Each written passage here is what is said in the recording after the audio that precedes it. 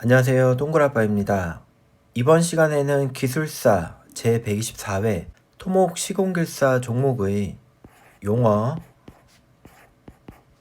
1교시에 대한 강평을 진행하겠습니다. 강문제 강평에 앞서서 전체 문제 읽어보면서 난이도 체크하겠습니다. 1번 건설공사의 시공계획서 2번 하천 횡단 교량의 여유고 3번 구조적 안정성 확인 대상 가설 구조물 4번 암석 발파 시 비산석 플라이락 경감 대책 5번 비탈면의 소단 설치 기준 6번 콜드 조인트 나왔고요.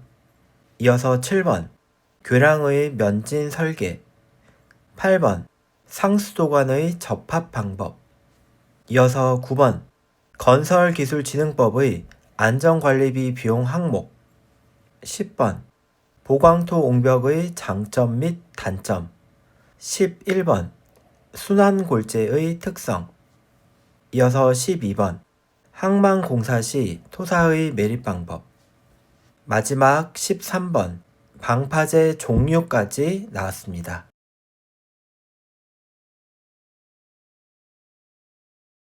(124회) 용어 1번 보겠습니다. 건설공사의 시공계획서 나왔습니다. 1번은 건설공사의 시공계획서 정의로 씁니다.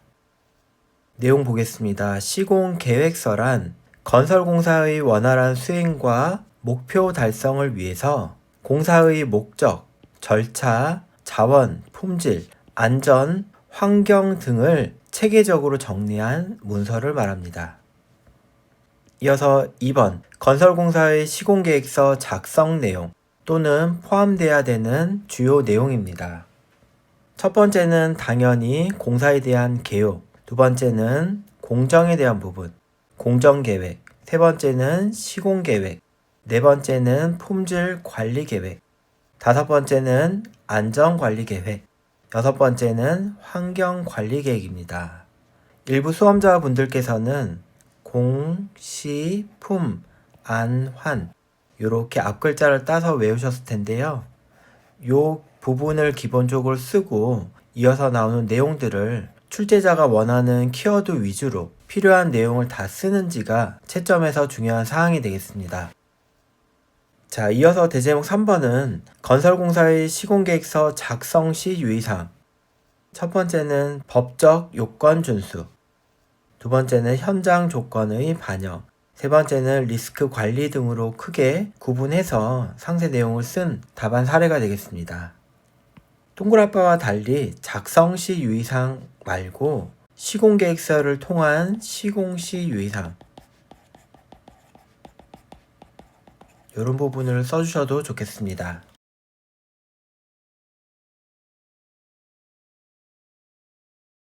(124회) 용어 2번 하천 횡단 교량의 여유고입니다. 대제목 1번은 개요.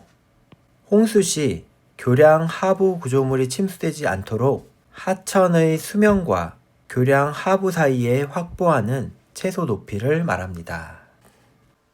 실제로 이렇게 그림을 한번 그려보겠습니다. 요거는 교대고요. 아바타이고, 그리고 중간에 이렇게 피어를 그리고 교량 상판을 이렇게 그려보겠습니다. 교자장치도 이렇게 그려주고요. 그리고 계획 홍수위,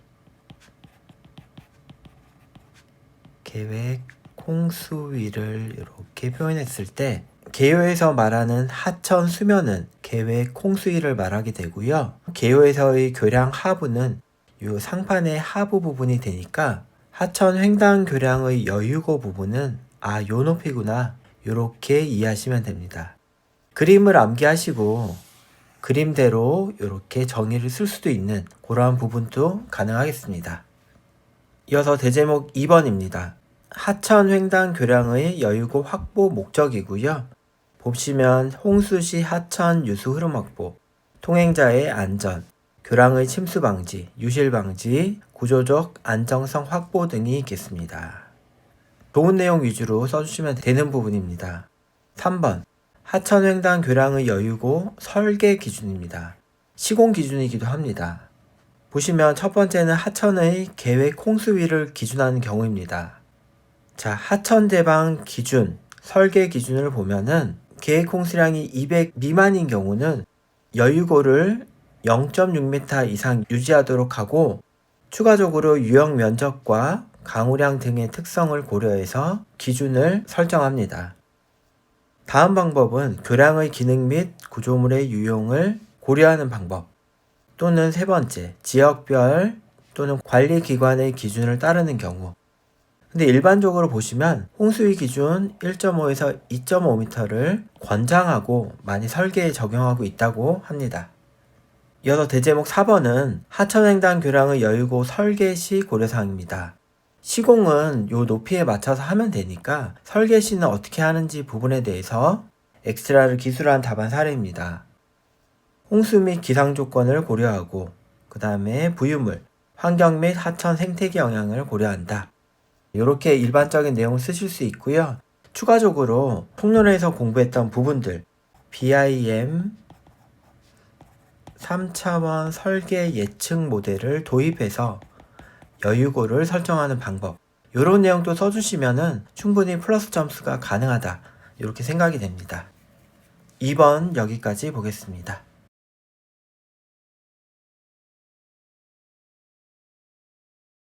124회 용어 3번 구조적 안정성 확인 대상 가설 구조물에 대해서 물어봤습니다.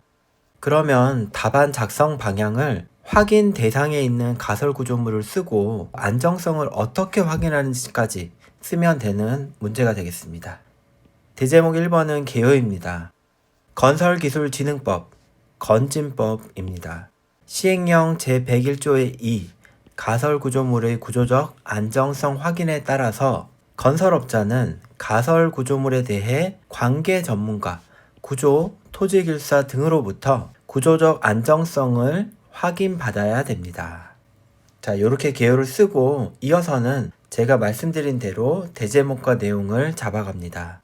대제목 2번 가설 구조물의 구조적 안정성 확인 대상 높이 31m 이상의 비계, 작업 발판 일체형 거푸집 또는 터널의 지보공, 그리고 동력을 이용하는 가설 구조물 또는 발주자가 지정한 가설 구조물이 확인 대상에 포함됩니다.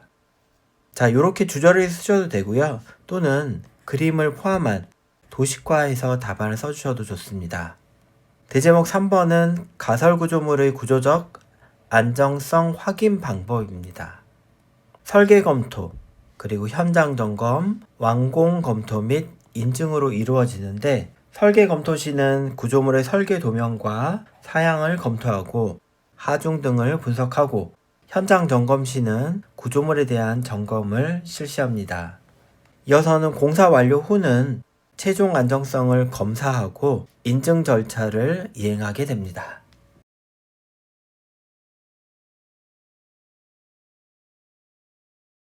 (124회) 용어 4번 암석 발파 시 비산석 경감 대책입니다. 1번은 개요입니다. 비산석은 발파 시 발생하는 파편 또는 비정상적으로 날아다니는 돌 조각으로 정의가 되는데 이로 인해서 작업자나 장비에 피해를 줄 수 있으므로 경감 대책을 마련해야 됩니다. 자, 이렇게 일반적인 내용으로 개요를 써보았고 이어서 보겠습니다. 대제목 2번 비산석의 발생 원인, 발파 설계 부분, 그리고 지질적 부분, 그리고 현장 여건이라든지 기상조건 등에 대해서 이렇게 내용을 쓰고 이어서 대제목 3번은 물어본 문제, 비산석 경감 대책에 대해서 비중을 크게 해서 작성을 합니다. 첫 번째는 발파 설계 최적화, 두 번째는 안전장치 및 구조물에 대한 설치, 세 번째는 모니터링 시스템 구축, 네 번째는 작업자 교육 및 훈련 등이 되겠습니다. 자, 이렇게 일반적인 내용을 써도 좋고요. 경감 대책에서는 IoT, 사물 인터넷 등을 통한 기반 계측, 그리고 예측 관련 부분, 이러한 내용까지도 써주시면 좋겠습니다.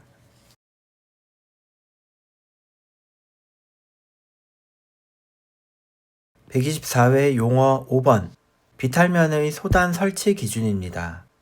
1번 개요. 비탈면의 소단은 비탈면의 일정한 간격으로 설치되는 평평한 면을 말하고, 이 소단은 비탈면의 안정성을 증가시키고 토사 유실을 방지하고 배수 기능을 수행합니다. 개요에도 제가 이 색깔별로 표현한 것처럼 정의와 설치 목적까지도 이렇게 쓴 개요 부분이 되겠습니다. 대제목 2번은 물어본 문제, 비탈면의 소단 설치 기준입니다. 첫 번째 설치 기준 같은 경우는 깎기 비탈면인 경우는 10m 이상, 쌓기 비탈면은 5m 이상인 경우 설치를 해야 됩니다. 이어서 설치 규격, 5m나 10m 간격으로 하나, 그리고 넓이는 어떻게 하는지에 대한 부분. 이어서는 설치 경사도, 그리고 배수 시설 부분, 그리고 소단 설치에 따른 안정성 검토 부분까지 내용을 충실히 써주고 가능하다면 개요도도 하나 그려줍니다. 이어서 대제목 3번 비탈면 소단 설치 시 고려사항, 요거는 시공길사이기 때문에 추가한 부분이고, 토지길사 같은 경우는 설계시 고려사항을 쓰면 됩니다. 자, 집안조사 부분, 설계기준 부분, 그리고 작업시 안전 확보 부분, 시공시 품질 확보 부분, 유지관리 부분, 그리고 환경 생태계 부분에 대해서 충분히 내용을 써줍니다.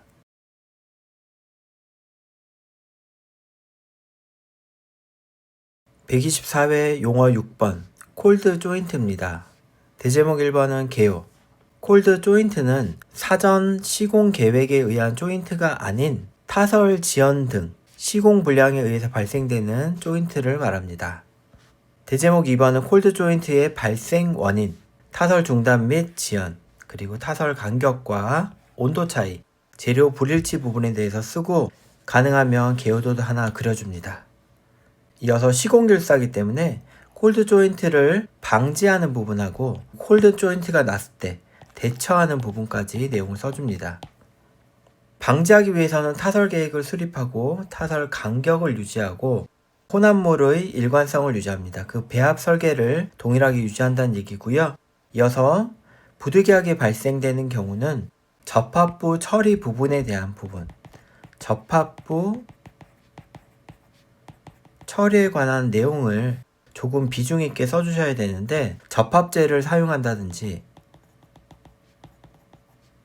그리고 콜드 조인트 발생 부위에 워머를 사용해서 최대한 타격을 줄인다든지, 그리고 발생 후에 이제 추가 콘크리트를 타설하는 경우는 이제 워터 스톱 같은 장치를 이용해서 방수를 하게 되는데, 이러한 내용까지 알고 계신 분은 써주면은 충분히 가점이 가능한 그러한 내용이 되겠습니다.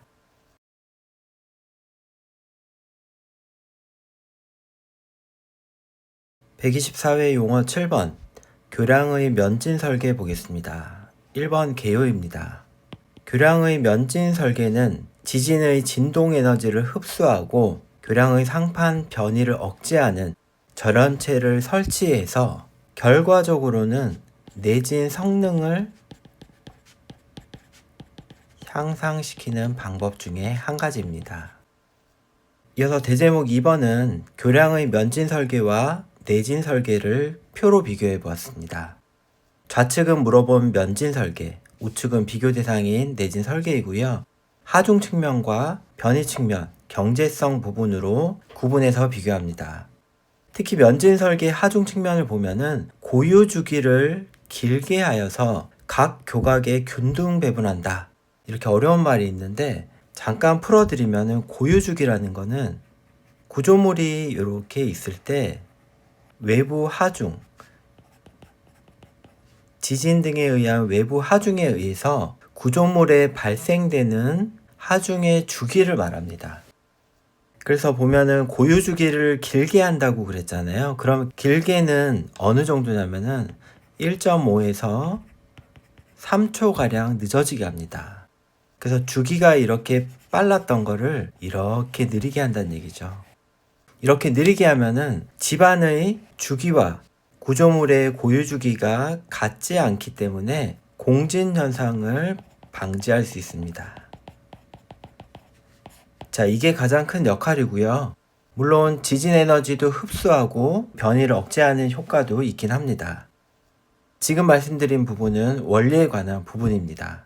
자, 이어서 내진 설계는 하중 측면 보면은 강성을 증대해서 구조물 자체로 저항하는 메커니즘을 가지게 됩니다. 이어서 대제목 3번 교량의 면진 설계 중에 납 면진 받침인 LRB 기준으로 특징을 기술합니다. 내구성이 양호하고 재료의 물리적 특성을 이용하는 구조체다 이렇게 쓰고, LRB의 고무는 복원력으로, 그리고 LRB의 납은 진동 에너지를 솟아내는 역할을 한다, 그런 내용을 쓰고요. 옆에 개요도를 하나 그려줍니다. 마지막으로 4번은 면진 설계시 고려사항입니다. 시공시 고려사항을 쓰셔도 됩니다. 근데 아무래도 내진 관련 설계 관련 문제이기 때문에 설계라고 이렇게 내용을 추가해 준 부분입니다. 지진 하중을 분석하는 부분, 소성 변형을 허용치를 어디까지 줄 건지, 그리고 유지 관리 부분, 그러한 내용을 적어주고 답안을 완성한 사례가 되겠습니다.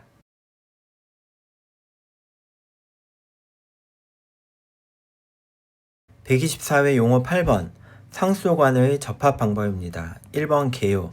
상수도관은 대표적으로 금속관로인 강관, 그리고 덕타일 주철관, 비금속 재료인 폴리에틸렌관, PE관이 되고요. 그리고 경질 염화 비닐관, PVC관이 됩니다. 자, 요렇게 대표적인 공법이 있고 적합한 접합 방법을 적용한다라고 개요를 씁니다. 2번은 상수도관의 접합 방법, 물어본 문제에 관한 내용이고요. 첫 번째는 강관, 두 번째 주철관, CIP관이고, 세 번째는 폴리에틸렌관, 네 번째는 경질 염화비닐관, PVC관이 되겠고요. 각각의 용접 방법, 강관을 예로 들면은 용접이라든지 기계적 접합, 플랜지 접합 등이 되겠고, 주철관 같은 경우는 기계적 접합, 그리고 주입식 등이 되겠고요. 폴리에틸관은 열접합 등의 방법을 사용합니다. 마지막 PVC 같은 경우는 화학적 접합 주로 사용하고요. 이러한 내용을 써주는데 사실 여기까지만 쓰셔도 충분합니다. 그런데 동그라빠는 이제 모범 답안을 작성하기 때문에 추가적으로 상수도관의 접합 시공시 유의사항까지 이렇게 적어보았습니다.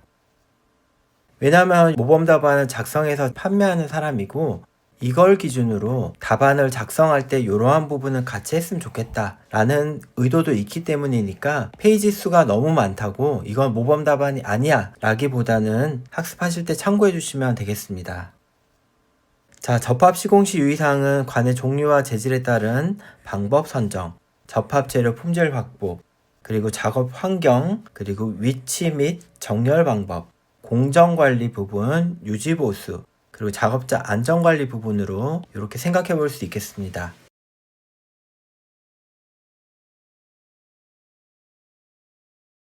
(124회) 용어 9번 건설기술진흥법의 안전관리비 비용 항목입니다. 1번은 개요입니다. 시공 중 시설물의 안전관리 및 주변 안전 확보를 위해서 안전 및 보건관리자에 대한 안전관리비를 사용할 수 있게끔 법에서 규정하고 있습니다. 2번 안전관리비 및 산업안전보건관리비의 특징 비교입니다. 물어본 안전관리비를 좌측에 쓰고 비교 대상을 우측에 씁니다. 관련법과 관할, 그리고 목적, 추가적으로는 항목까지도 이렇게 비교표로 작성을 해줍니다. 자, 2번은 어떻게 보면 엑스트라이기도 합니다. 자, 이어서 대제목 3번 안전관리비의 비용 항목 시행규칙 제60조이고요. 물어본 문제에 관한 사항입니다. 안전관리계획의 작성 및 검토 비용, 안전점검 비용, 그리고 발파 굴착 시 피해 방지 대책 비용, 그리고 통행안전 대책 비용, 모니터링 관련, 그리고 가설 구조물, 그리고 무선통신 관련 비용을 이렇게 항목에 넣어서 사용하도록 법에서 규정하고 있습니다. 자, 우측 페이지 4번 안전관리비의 증액요건 시행규칙 제60조인데 요건 엑스트라이고요. 참고해서 그냥 보시면 됩니다. 공사기간이 연장된 경우 설계 변경 등에 관한 내용이 있겠습니다.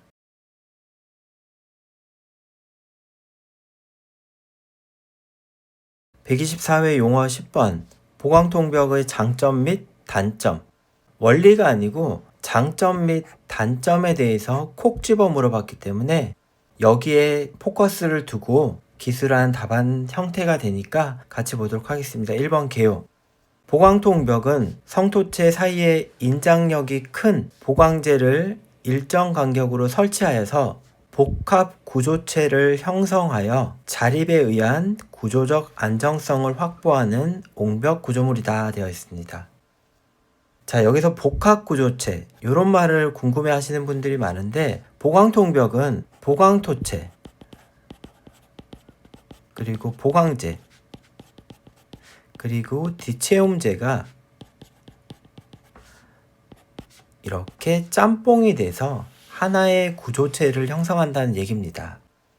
이게 전체가 하나가 한 덩어리가 돼서 자립을 하고 이에 의해서 구조적 안정성을 확보한다. 이러한 얘기가 되니까 참고해 주시면 됩니다.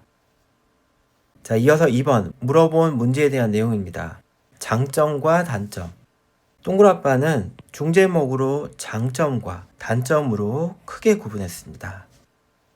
장점은 경제성 부분, 경량구조 부분, 시공성 부분, 친환경성 부분, 집안 안정성 부분, 그리고 적용성 부분에 대해 썼고요.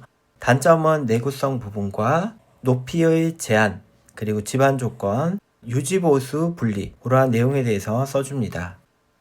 학습하실 때 키워드 위주로 하셨던 거를 이렇게 쭉 풀어서 쓰시면 된다. 그렇게 생각해 주시면 됩니다. 자, 동그라빠는 지금 장점과 단점을 거의 3분의 2페이지 가량 이렇게 물어본 문제에 할애해 썼는데요. 어떤 분들은 이렇게 말고 보강통벽의 원리라든지 또는 설계 시공시 유의사항 이런 부분을 4-5줄 이렇게 엑스트라로 쓰고 지금 장점과 단점을 4-5줄 줄여서 이렇게 답안을 작성할 수 있지 않을까 생각을 하실 겁니다. 그런데 동그라빠는 이렇게 장점과 단점에 대해서 이렇게 콕 집어 물어본 경우는 출제자의 의도, 그러니까 키워드가 정확하게 들어가야 되기 때문에 동그라빠가 제시한 답안 방향 스타일을 추천을 드리겠습니다. 자, 한 페이지 이상으로 우측에 요 엑스트라를 쓰시는 건 좋습니다. 요거는 좋고 장점과 단점을 줄여서 엑스트라를 쓰는 거는 비추천합니다. 자, 이렇게 정리하겠습니다.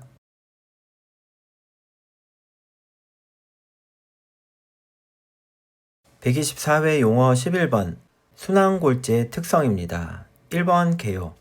순환골재는 건설 폐기물을 물리화학적 처리 과정을 통해서 순환골재 품질 기준에 적합하게 만든 골재이다 썼습니다.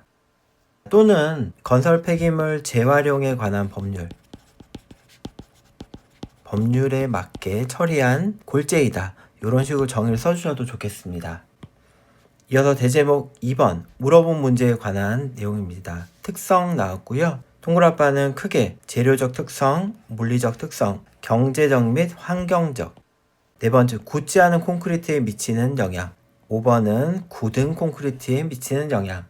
그리고 6번은 순환골재의 적용 범위, 활용 대상에 대해 써줬습니다.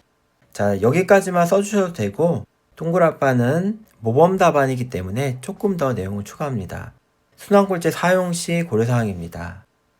운반 및 저장, 혼합 설계, 법적 규제에 관한 부분을 이렇게 종제목화해서 써도 되고요. 아니면 이렇게 차트식으로 이렇게 써주셔도 되겠습니다. 자, 특이한 사항이 없기 때문에 여기까지 보고 넘어가도록 하겠습니다.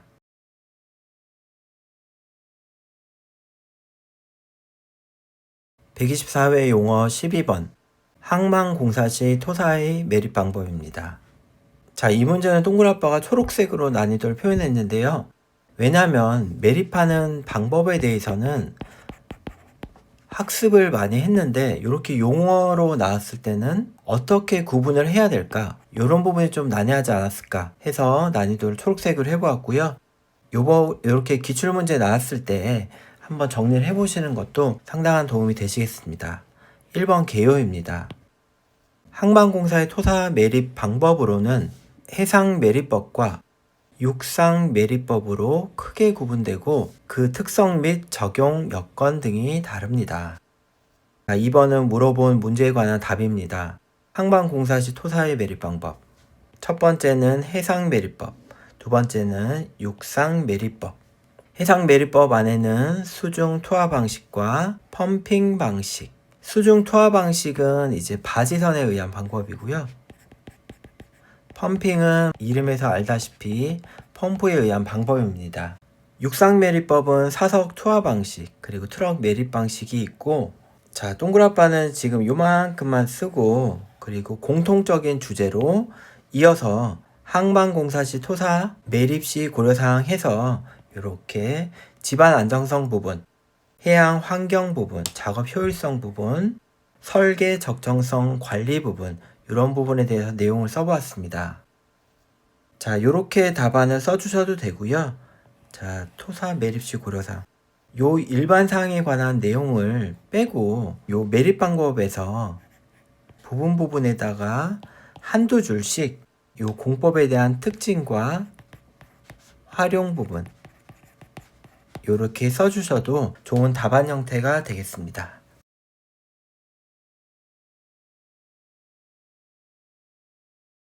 124회 용어 마지막 문제.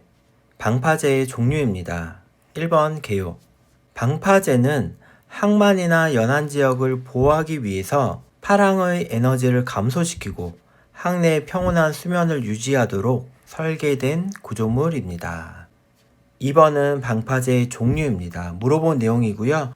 그리고 이 종류는 항만 및 어항 설계 기준에 의한 내용을 그대로 가져갑니다. 순번을. 첫 번째는 직립제, 두 번째는 경사제, 세 번째는 혼성제, 그리고 네 번째는 특수방파제이고요. 각각 항목에 대해서 개요, 종류, 특징, 개요, 종류, 특징 이렇게 쓸 수 있으면 좋습니다. 특수방파제는 공기방파제, 부유식, 수중방파제 등이 있지만은 앞에 내용 쓰다 보니까 칸이 모자라니까 요거는 종류까지만 써주셔도 좋습니다. 그리고 혹시 이 문제를 마지막으로 선택하신 분들은 방파제, 시공시 유의사항까지 이렇게 써주시고 답안을 마무리해 주시면 되겠습니다. 자, 여기까지 해서 124회 용어 1교시에 대한 강평을 마치도록 하겠습니다. 수고 많으셨습니다.